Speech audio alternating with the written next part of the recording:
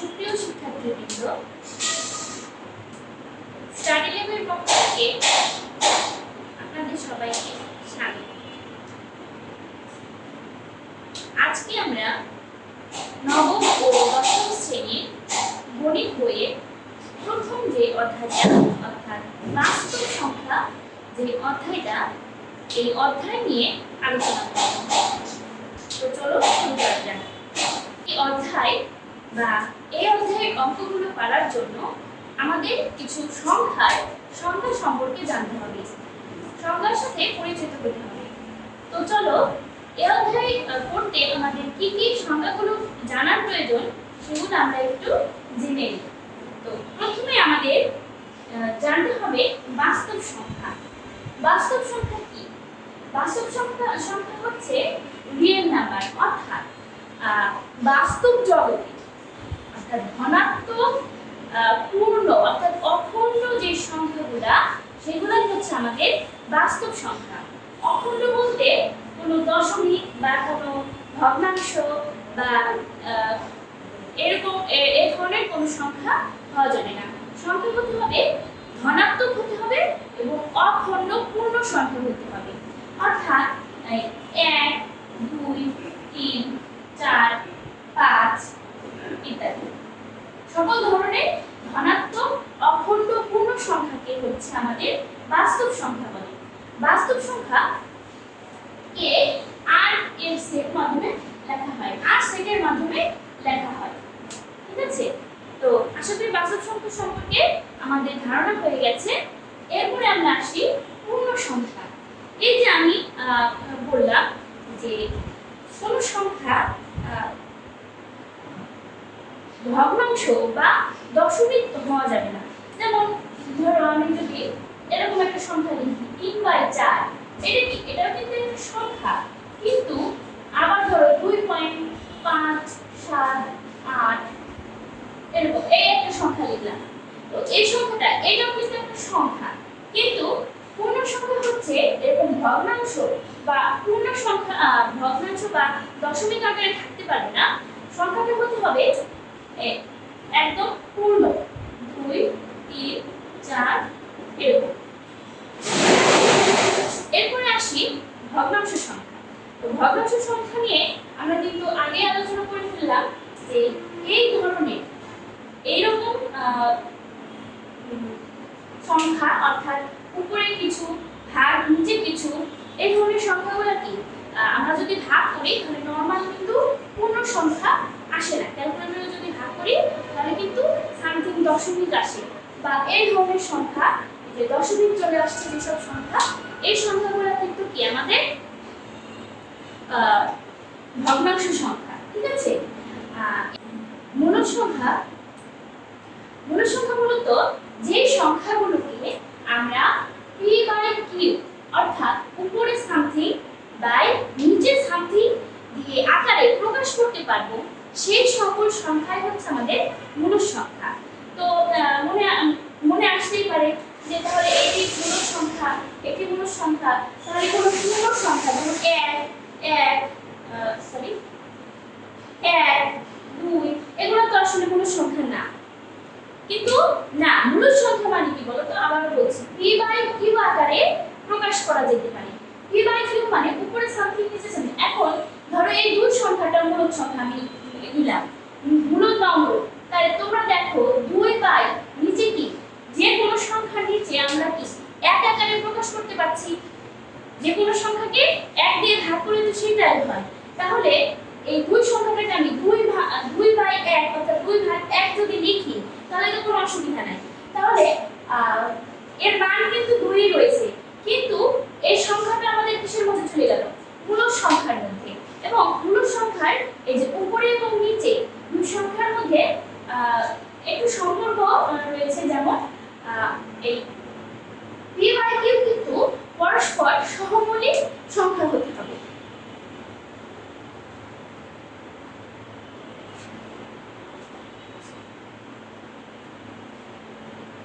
তো তোমাদের অনেকের মনেই এমন একটা প্রশ্ন আসে যে সহমৌলিক সংখ্যা আসলে কি? তোমরা কিন্তু যদি বিগত ক্লাস 6 বা 7 এর অঙ্কগুলো করে থাকবো, সেখানে কিন্তু সমমৌলিক সংখ্যা সম্পর্কে তোমার কাছে ধারণা দেওয়া থাকবে। তো সমমৌলিক সংখ্যা হচ্ছে এমন দুটি সংখ্যা, যে কোনো দুটি সংখ্যা, যেমন ধরো 2 আর হচ্ছে 7, এই 2 7 এমন দুটি সংখ্যা যে দুটি সংখ্যার এক ছাড়া অন্য কোনো সাধারণ গুণনীয়ক থাকবে না। যেমন 2 এর ধরো মৌলিক সংখ্যা, 7 ও মৌলিক সংখ্যা। যদি মৌলিক সংখ্যা নাও থাকে, যেমন ধরো এখানে আমি 7 না দিয়ে ধরে নাও যে 35, তাহলে 2 তো মৌলিক সংখ্যা, এর মৌলিক গুণনীয়ক হচ্ছে 1 আর 2, এছাড়া কোনো গুণনীয়ক নেই। আর 7 কে যদি আমি ভাঙি তাহলে কি পাচ্ছি, মাঝে 5 আর 7 পাচ্ছি, তাই না? দেখো এই 2 এর গুণনীয়কগুলোর মধ্যে কি 1 2, আবার এই 35 এর গুণনীয়কগুলোর মধ্যে আছে 1 2 7 এবং 35। দেখো তো এই 2 এবং এই 35 এর গুণনীয়ক সংখ্যাগুলোর মধ্যে কি কোনো মিল পাওয়া যাচ্ছে? না। তাহলে এই দুইটা সংখ্যা, 2 আর 35 হচ্ছে আমাদের সমমৌলিক সংখ্যা হিসেবে গণ্য হবে। ঠিক আছে? তাহলে মূল সংখ্যা হইতে হবে p/q, অর্থাৎ এই মূল সংখ্যা অর্থাৎ এদের সাধারণ কোনো গুণনীয়ক থাকতে পারবে না। তাহলে সংখ্যা ওই ভগ্নাংশটি কি হবে বলো তো? মূল সংখ্যা হবে। আচ্ছা, এরপরে দেখো আরেক ধরনের একটা সংখ্যা আমি যদি একটু কল্পনা করি যে 1, আচ্ছা এরকম যদি দেই 5.27895 6 এবং ডট ডট ডট, মানে অসংখ্য চলিত আছে, চলছেই যদি বোঝায়, এরকম সংখ্যা যদি আমাদের বোঝায়, তাহলে আমরা এই সংখ্যাকে কি মূল সংখ্যা বলতে পারবো? বা আরেক ধরনের সংখ্যা যদি আমি বলি, যে আরেকটা সংখ্যা 2.723, এই দেখো এটা একটা কি দশমিক ভগ্নাংশ এবং এইটাও একটা দশমিক ভগ্নাংশ। তাহলে আমি দেখো আমরা কিন্তু আরো ছোট ক্লাসে পড়ে আসছি যে যে কোনো দশমিক ভগ্নাংশকে আমি কিন্তু সাধারণ ভগ্নাংশে নিয়ে আসতে পারবো। যেমন এখান থেকে যদি আমি দশমিক এরকম উঠাই দিই, দশমিকের জন্য একটা 1 আমাকে দিতে হবে এবং দশমিকের পরে যতগুলো ঘর আছে ততগুলো শূন্য আমাকে দিতে হবে। তাহলে দেখো উপরে কিছু সংখ্যা ডিভাইডেড নিচে একটা সংখ্যা। তো এই সংখ্যাটা কি, দেখো আমি কিন্তু উপরে p নিচে q, অর্থাৎ p/q আকারে প্রকাশ করতে পারলাম, তাই না? তাহলে এই সংখ্যাটা কি হয়ে গেল আমাদের? এই যে কত নিয়েছিলাম 2.723, এটা একটা কি সংখ্যা হয়ে গেল বলো তো? মূল সংখ্যা হয়ে গেল। এই সংখ্যা মূল সংখ্যা হয়ে গেল। এবং যদি একটু খেয়াল করি, এইটাও তো একটা দশমিক সংখ্যা, তাই না? অবশ্যই যত দশমিক আছে, দশমিকের পরে সংখ্যা আছে, এটাও একটা দশমিক সংখ্যা। কিন্তু আমি কি চাইলে এই সংখ্যাটাকে p/q, অর্থাৎ উপরে একটা সংখ্যা নিচে একটা সংখ্যা দিয়ে প্রকাশ করতে পারছি, তো দেখি নিয়ম অনুযায়ী পারা যায় কিনা। যদি মনে করো যে আমি এখান থেকে দশমিকটা উঠাইলাম, উঠানোর পরে আমি নিচে একটা 1 দিলাম, কিন্তু আমরা তো দেখো এই অঙ্কটা এই দশমিক ভগ্নাংশকে যখন আমি সাধারণ ভগ্নাংশে প্রকাশ করলাম, তখন কি দশমিক উঠানোর পরে আমি এখান থেকে গুনলাম যে এখানে দশমিকের পরে আসলে কয়টি সংখ্যা আছে, 1টি 2টি 3টি। এর জন্য 3টি সংখ্যা থাকার কারণে আমি কিন্তু 1 এর পরে 3টি শূন্য দিয়েছিলাম, তাই না? কিন্তু এখন দেখো যখন আমি এই সংখ্যাটার দিকে তাকাই, এই সংখ্যাটা দশমিক উঠানোর জন্য আমি 1 দিয়েছি, এই পর্যন্ত ঠিক আছে। কিন্তু আমি এই 1 এর পরে আসলে কতটি শূন্য দিব এটা নিয়ে একটা কনফিউশন।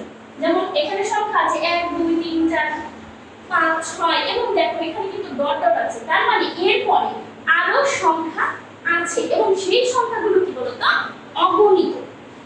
অগণিত থাকার কারণে এখন শূন্য তো আমাকে গুণে দিতে হবে, তাই না? অগণিত থাকলে আমি কিভাবে দিব? তা শূন্য তো সংখ্যাগুলো শুধু গুনতেই পারতেছি না, তাহলে শূন্য আমি কিভাবে দিব, তাই না? এরকম একটা প্রশ্ন। তার মানে আমি বুঝতে পারতেছি যে সংখ্যাগুলোর, যে দশমিক সংখ্যাগুলোর পরে এরকম ডট ডট থাকবে, অর্থাৎ সংখ্যাগুলোর শেষ অনির্দিষ্ট, সেই সংখ্যা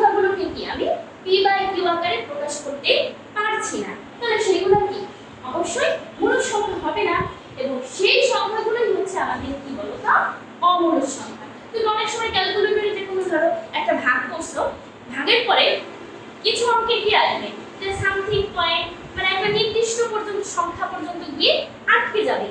কিন্তু এমন কিছু ভাগ তুমি করছো, যে এমন একটা ভাগ তুমি করছো যে ভাগ ফলটা কি ক্যালকুলেটরের শেষ পর্যন্ত গেছে এবং মানে এরপরে কোনোভাবে মিলানো যাবে না, তাহলে সেই সংখ্যাগুলো হচ্ছে আমাদের মূলদ সংখ্যা। ঠিক আছে, সরি অমূলদ সংখ্যা হবে। তাহলে মূলদ এবং অমূলদ সংখ্যা কিন্তু আমি পেয়ে গেলাম।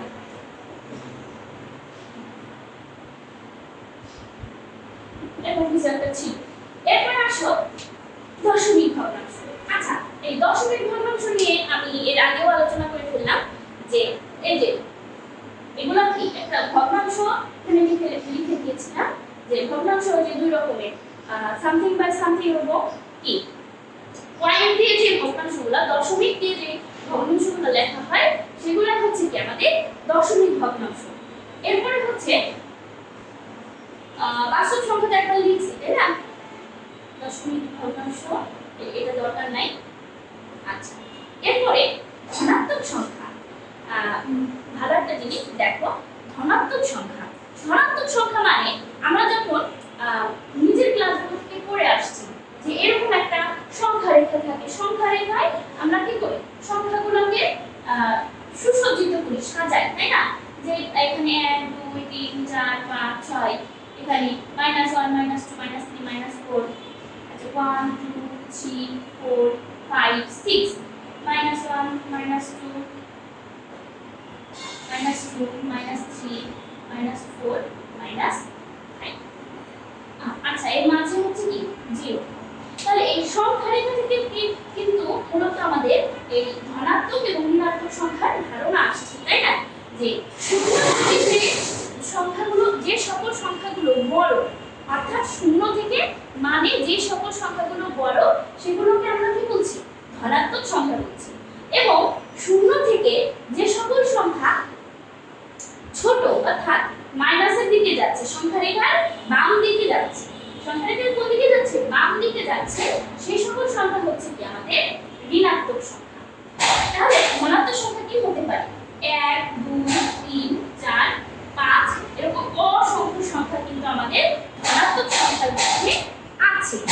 এরপরে ঋণাত্মক সংখ্যা সম্পর্কে তো বললাম, সংখ্যা রেখার বাম দিকে যে সংখ্যাগুলো অর্থাৎ -1 -2, আচ্ছা এইভাবে এই সংখ্যা রেখা ঋণাত্মক সংখ্যাগুলো আমরা এইভাবে, কারণ ঋণাত্মক সংখ্যাগুলো মান যত ছোট হবে, আচ্ছা অত কিছুর মধ্যে না যায়, ঋণাত্মক সংখ্যাগুলো আমরা এইভাবে লিখতে পারি -5 -5 4 -3 -2 -1 এই পর্যন্ত। ঠিক আছে,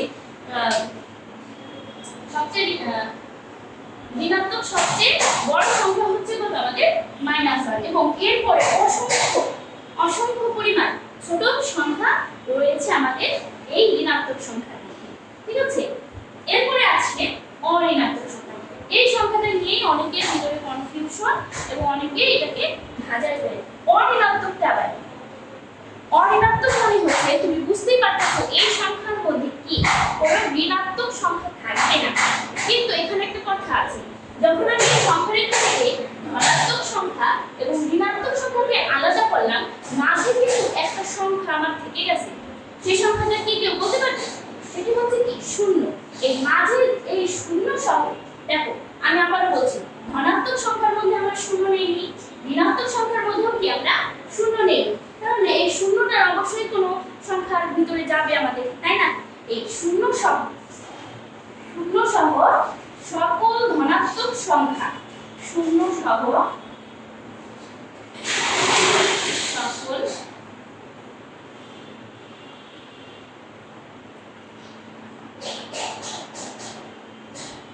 ধনাত্মক সংখ্যায় আমাদের কি অঋণাত্মক সংখ্যা। ঠিক আছে, আশা করি এই সংখ্যাগুলোর সম্পর্কে, অর্থাৎ বাস্তব সংখ্যা কি, পূর্ণ সংখ্যা কি, ভগ্নাংশ সংখ্যা কি, মূল সংখ্যা, অমূল সংখ্যা, দশমিক ভগ্নাংশ, ধনাত্মক, ঋণাত্মক, অঋণাত্মক, এই সকল ধরনের সংখ্যা সম্পর্কে তোমাদের খুব ভালো একটা ধারণা এসেছে। তো এবার আমরা এই অধ্যায়ের অঙ্কগুলো সম্পর্কে বিস্তারিত আলোচনা করতে পারি।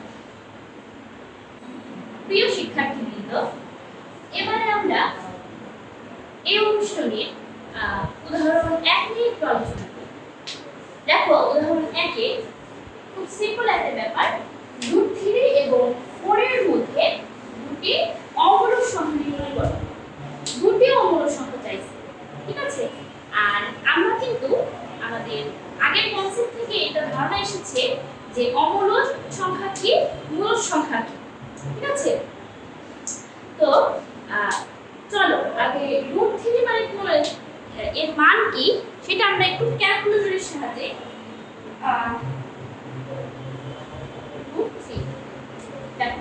√3 মানে আমাদের কত? √3 সমান 1.72308075 মানে এই 75 এর পরেও অসংখ্য পরিমাণ সংখ্যা আছে। √3 মানে আমরা এই সংখ্যাটা কিন্তু লিখতে পারছি। এবং 4 আরেকটা সংখ্যা হলো কি আমাদের 4। খেয়াল করি আগে আমাদের ধারণা আছে অমূলক সংখ্যা কি। অমূলক সংখ্যা হচ্ছে এমন কিছু সংখ্যা যে সংখ্যাগুলোকে আমরা p/q আকারে অর্থাৎ ভগ্নাংশ আকারে p/q আকারে প্রকাশ করতে পারছি না, এবং সেই সংখ্যাগুলোর মাঝে অবশ্যই কি থাকতে হবে, সেই সংখ্যাগুলোর হচ্ছে মানে অসংখ্য সংখ্যা থাকতে হবে, যাতে করে আমরা সংখ্যা দশমিকের পরের সংখ্যাগুলো অবনত হয়, যাতে করে কি সংখ্যাগুলো আমি না গুনতে পারি এবং সেই সংখ্যাগুলোই নিচে যেন শূন্য না দিতে পারি। এই তো তাহলে আমাদের শর্ত। তাহলে p/q অর্থাৎ এই যে ধরো মানে এরকম সামথিং কিছু মানে ডট ডট দিতে হবে সংখ্যাগুলো, তাই না? আচ্ছা, এবার আসল কথা, √3 এবং 4 এর মধ্যে দুটো অমূলক সংখ্যা হতে হবে, ঠিক আছে? √3 এবং 4 এর মধ্যে দুটি অমূলক সংখ্যা হতে হবে। তাহলে আমি দেখো এখানে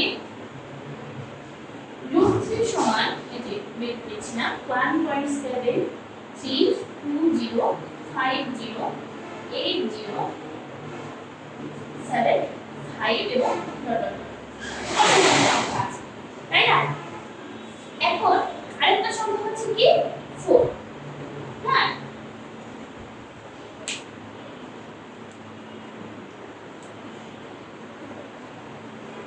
তাহলে √3 এবং 4 এর মধ্যে √3 মানে কি 1 পয়েন্ট সামথিং, তাই না? 1 পয়েন্ট সামথিং, এবং 4 মানে তো 4 ই নরমাল নির্দিষ্ট মান 4। তাহলে আমি মনে করি যে এই দুইটা সংখ্যার মধ্যে দুইটি অমূলক সংখ্যা, মানে এই দুইটা সংখ্যা অর্থাৎ এই যেই সংখ্যাগুলো আমরা নিব অবশ্যই 1.7 থেকে বড় হবে।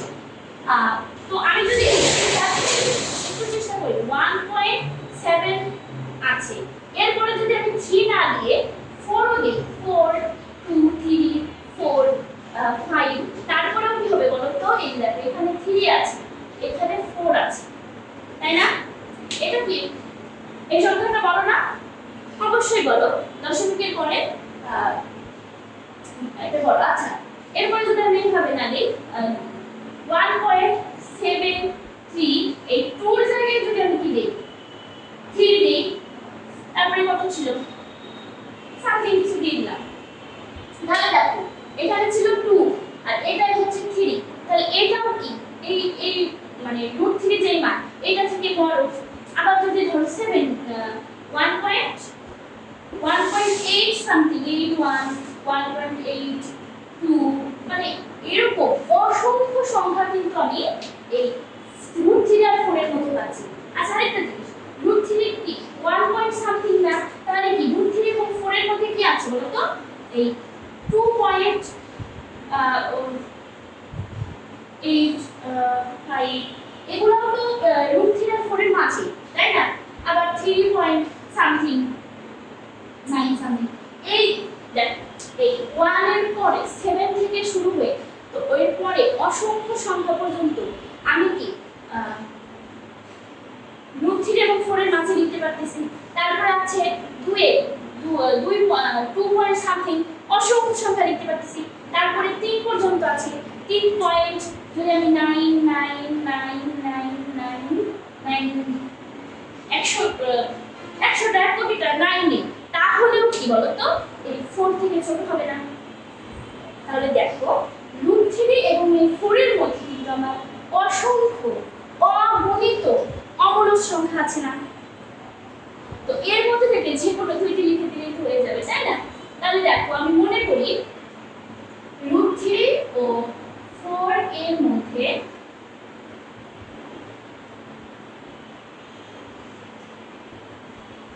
দুটি অমূলক সংখ্যা a ও তাহলে যদি a সমান রুট 3 থেকে অর্থাৎ 1.7 থেকে যে কোনো কিছু বড় একটা লিখে দিলেই হচ্ছে। এটা নিয়ে আর টেনশন কি আছে? আমি লিখলাম হচ্ছে 2 দিয়ে লিখি 2.563247 এবং অবশ্যই সংখ্যার মাঝে কি থাকতে হবে? ডট ডট থাকতে হবে, তাই না? এরপরে কি বি হবে ধরো 3.23849 ডট ডট ডট। দেখো এই ডট ডট দেওয়ার কারণে কিন্তু আমি আবার বলছি, এই ডট ডটের কারণে কিন্তু আমি সংখ্যাগুলোকে এই যে পি বাই কিউ আকারে প্রকাশ করতে পারছি না। এই জন্যই এই এ আর বি কি বলো তো আমাদের এ আর বি আমাদের মূলক সংখ্যা, অমূলক সংখ্যা। তাহলে সুতরাং এ ও বি দুটি অমূলক সংখ্যা যেন root 3 greater than a, b greater than less than 4। তো আশা করি বুঝতে পেরেছো। এরকম যদি যে কোনো সংখ্যা, যে কোনো দুইটি সংখ্যার মধ্যে তোমাকে বলে, আচ্ছা তোমাকে যদি বলে 4.5 4.6 এই দুইটা সংখ্যার মধ্যে যদি তোমাকে অমূলক সংখ্যা লিখতে বলে, তাহলেও কিন্তু অসংখ্য অমূলক সংখ্যা লেখা যাবে, তাই না? তাহলে এটা কোনো ব্যাপার না, যে কোনো সংখ্যা বললেই আমরা তার ভিতরে অমূলক সংখ্যা লিখতে পারি।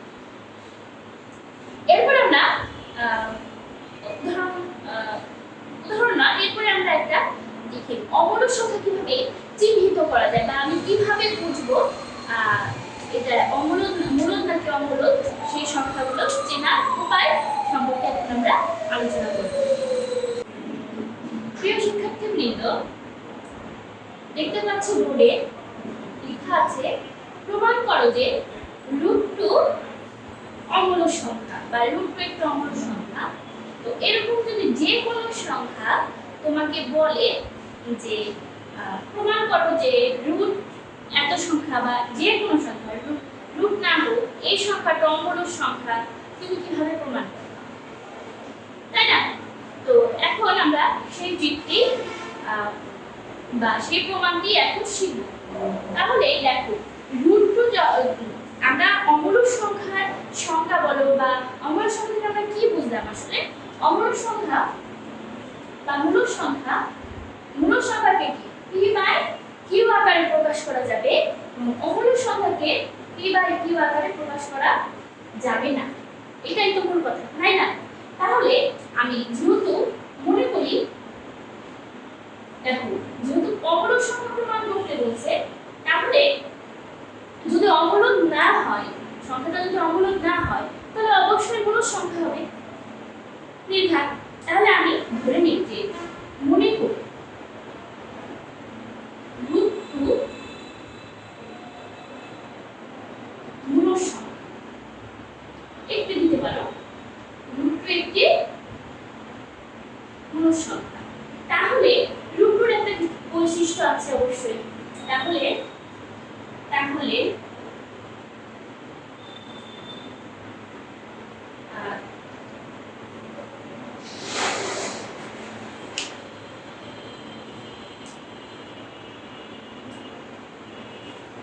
তাহলে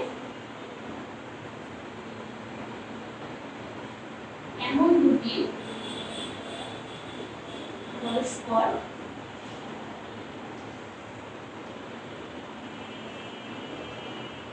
স্বাভাবিক সংখ্যা, এমন দুটি পরস্পর স্বাভাবিক সংখ্যা p, q greater than 1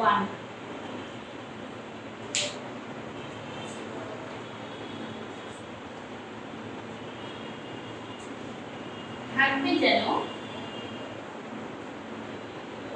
যেন এই রুট 2 সমান p বাই q, তাই না?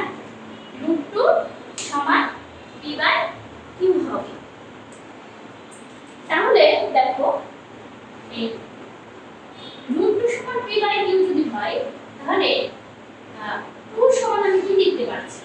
p square by q square. কি করে বলো তো? উভয় পাশে বর্গ করি।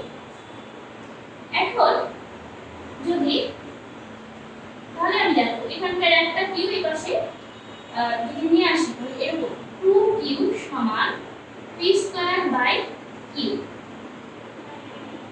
q দ্বারা গুণ করে। তাহলে খেয়াল করো সুপ্রিয় শিক্ষার্থীবৃন্দ,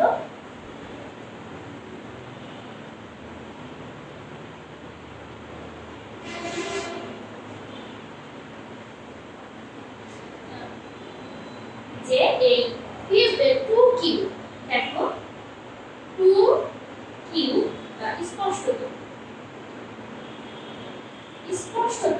q 2 একটি পূর্ণ সংখ্যা।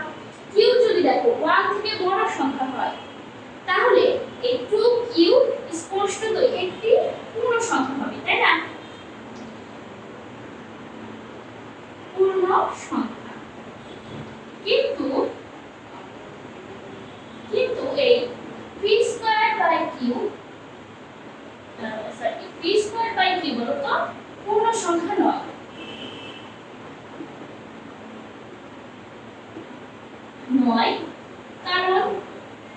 কারণ হচ্ছে দেখো p q পরস্পর স্বাভাবিক ও সহমৌলিক সংখ্যা বলছিলাম, মুখে বলছি কিন্তু লেখা হয়নি। সহমৌলিক পরস্পর স্বাভাবিক সহমৌলিক সংখ্যা। দেখো p আর q যদি পরস্পর স্বাভাবিক সহমৌলিক সংখ্যা হয় তাহলে দেখো এর আর এই p আর এই q এর মধ্যে কি কোনো সাধারণ গুণনীয়ক আছে? সাধারণ গুণনীয়ক যদি না থাকে তাহলে অবশ্যই এর ভিতরে কি হবে? একটা দশমিক চলে আসবে, তাই না? এই সংখ্যা দুটো যদি আমি ক্যালকুলেটরে ভাগ করি যে কোনো সংখ্যা দিয়ে এবং তারা যদি পরস্পর সহমৌলিক সংখ্যা হয় তাহলে সেই সংখ্যা দুটি এই p স্কয়ার বাই q এর মান কি চলে আসবে? সংখ্যায় একটা দশমিক চলে আসবে। তার মানে কি অবশ্যই পূর্ণ সংখ্যা হবে না। তার মানে কারণ আমি কি লিখতে পারি? p ও q পরস্পর সহমৌলিক এবং সহমৌলিক সংখ্যা এবং q এর মান কি 1 থেকে বড়। p q দুটার মান কি? p q দুটার মান কি 1 থেকে বড়। আর 1 থেকে দেখো q এর মান যদি 1 থেকে বড় হয় এবং এই দুটো যদি সহমৌলিক সংখ্যা হয় 1 থাকলে না হয় ভাবতাম যে না 1 দিয়ে ভাগ করছে তাহলে সেই সংখ্যায় আসছে, কিন্তু না, আমি তো প্রথমেই এটা লিখে নিয়েছি, তাই না? যে p q কি হতে হবে? 1 থেকে বড় হতে হবে এবং এটা আমাদের মূলক সংখ্যা কিন্তু শর্ত ছিল q এর মান 1 থেকে বড় এবং p q পরস্পর সহমৌলিক সংখ্যা হতে হবে। তাহলে দেখো এটা পূর্ণ সংখ্যা কিন্তু এটা পূর্ণ সংখ্যা হইল না, তাহলে কি জিনিসটা কেমন হয়ে গেল, তাই না? তার মানে কি এইটা আর এটা কি জীবনেও সমান হতে পারবে না? তাহলে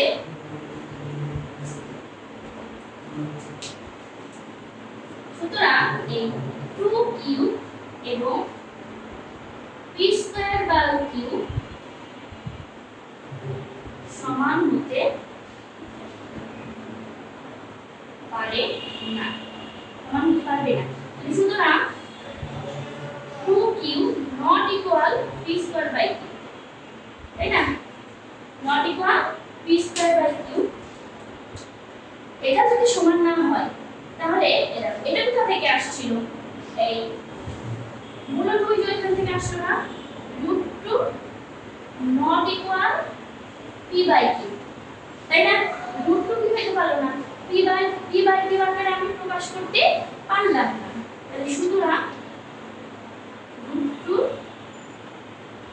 একটি অমূলক সংখ্যা। আশা করি বুঝতে পেরেছি যে যে কোনো সংখ্যা যদি মূলদ থেকে আমাকে অমূলদে নিতে হয়, বা সরি অমূলদ প্রমাণ করতে হয়, তাহলে অবশ্যই আমাকে সংখ্যাটি যে অমূলদ যদি হয় না হয় তাহলে সংখ্যাটি মূলদ হবে সেটা ধরে নিতে হবে, এবং সংখ্যাটি অবশ্যই পি বাই কিউ আকারে থাকবে, তাই না? পি বাই কিউ আকারে থাকলে পি বাই কিউ মানে কি, √2 সমান পি বাই কিউ, উভয় পাশে যদি বর্গ করি তাহলে এটা আসবে, এই কিউ দিয়ে যদি উভয় পাশে গুণ করি তাহলে p2q সমান p স্কয়ার বাই কিউ আসবে। তাহলে দেখো এটা পূর্ণ সংখ্যা কিন্তু এটা পূর্ণ সংখ্যা না, তাহলে কি মিলতে পারলো? তাহলে কিন্তু মিলবে না। তাহলে এই 2q আর এই p স্কয়ার বাই কিউ কি সমান হতে পারবে না, অর্থাৎ অসমান। তার মানে এই লেখাটা ভুল, এই লেখাটা আসলে কোথা থেকে, এই যে এখান থেকে √2 সমান p বাই কিউ, তাহলে এটাও ভুল। তাহলে যেভাবে √2 not equal p by q, আর p বাই কিউ যদি না হয় কোনো সংখ্যা, p বাই কিউ আকারে যদি না লিখতে পারি তাহলে তো ওই সংখ্যাটা মূলদ হবে না, ওই সংখ্যাটা কি হবে, অমূলদ সংখ্যা। তাহলে লিখে দিলাম √2 একটি অমূলদ সংখ্যা। আশা করি বুঝতে পেরেছি। এরপরে আমরা সুপ্রিয় শিক্ষার্থীবৃন্দ, আজকের ক্লাসটি কিন্তু এই পর্যন্তই। এর পরবর্তী ক্লাসে আমরা এই বাস্তব সংখ্যা অধ্যায়ের পরবর্তী অঙ্কগুলো বা উদাহরণগুলো নিয়ে আলোচনা করব। সে পর্যন্ত সবাই সাথেই থাকবে।